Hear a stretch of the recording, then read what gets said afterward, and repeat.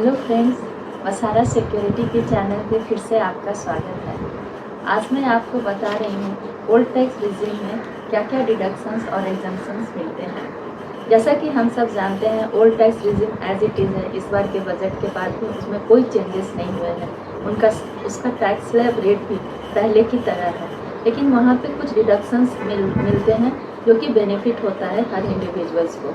तो क्या क्या रहता है? डिडक्शंस दो तरह के हैं, एक पर्टिकुलर हेड में मिलता है और दूसरा टोटल इनकम पे से वो डिडक्शन मिलता है।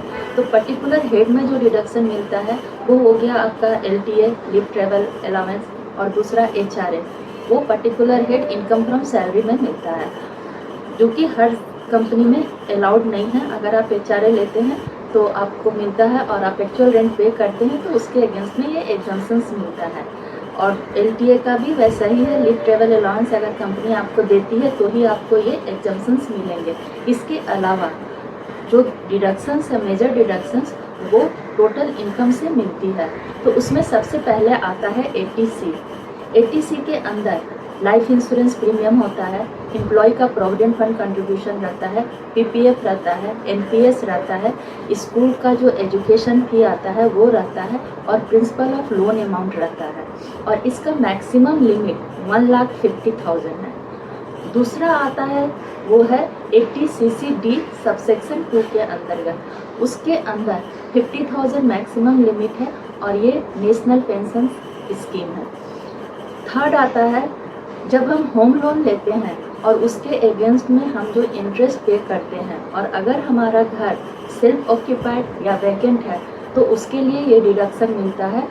उस केस में यहाँ पे मैक्सिमम लिमिट 2 लाख है, माने 2 लाख तक का अगर हम इंटरेस्ट ऑन होम लोन पे करते हैं तो वो डिडक्शन इस सेक्शन के अंदर मिलता है, 24B सबसेक्शन।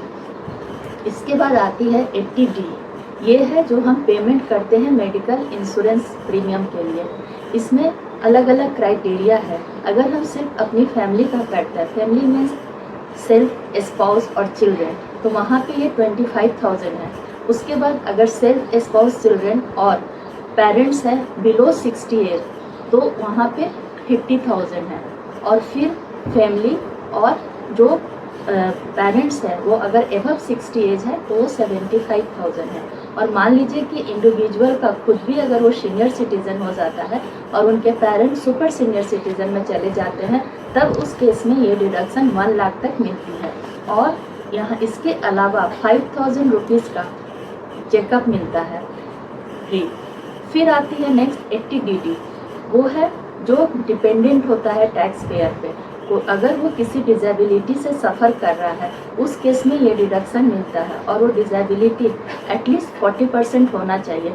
40 to 80% में 75,000 मिलती है, और 80% से एवब में ये 1,25,000 मिलती है।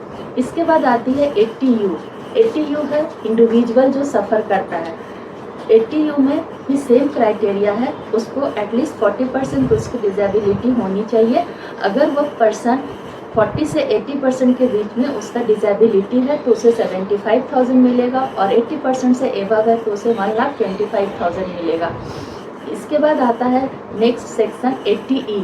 ये एजुकेशन लोन जो लेते हैं सेल्फ और फैमिली मेम्बर्स के लिए, उसके अगेंस्ट में जो हम इंटरेस्ट पे करते हैं उस पे मिलता है, और यहाँ पे कोई भी लिमिट नहीं है, जितना हम इंटरेस्ट लोन पेमेंट करते हैं वो डिडक्शन मिलता है। फिर आती है 80G। 80G मतलब जो हम डोनेशन करते हैं वो किसी प्रेस्क्राइब फंड है, वहाँ के पे अगर हम पेमेंट करते हैं, डोनेट करते हैं, तो वो हमें डिडक्शन मिलता है। वहाँ कुछ फंड के लिए ये 50% एलिजिबल रहता है, और कुछ फंड के लिए 100% एलिजिबल रहता है। इसके बाद आते हैं जो एक डिडक्शन है वो 80TTA है। यहाँ पे हमें सेविंग बैंक से जो इंटरेस्ट मिलता है उसके लिए ये डिडक्शन मिलता है, जिसका कि मैक्सिमम लिमिट 10,000 है। और फिर 80TTB, ये सीनियर सिटीज़न के लिए है। ये इसका मैक्सिमम लिमिट 50,000 है, और ये इंटरेस्ट सभी तरह के डिपॉजिट्स पे है, not only saving bank, other than saving bank पे जो इंटरेस्ट मिलता है वो है, और वहाँ पे हमें 50,000 का ये डिडक्शन मिलता है। अगर आपको ये जानकारी अच्छी लगी हो तो कृपया मेरे चैनल को लाइक, शेयर और सब्सक्राइब करिएगा। Thank you.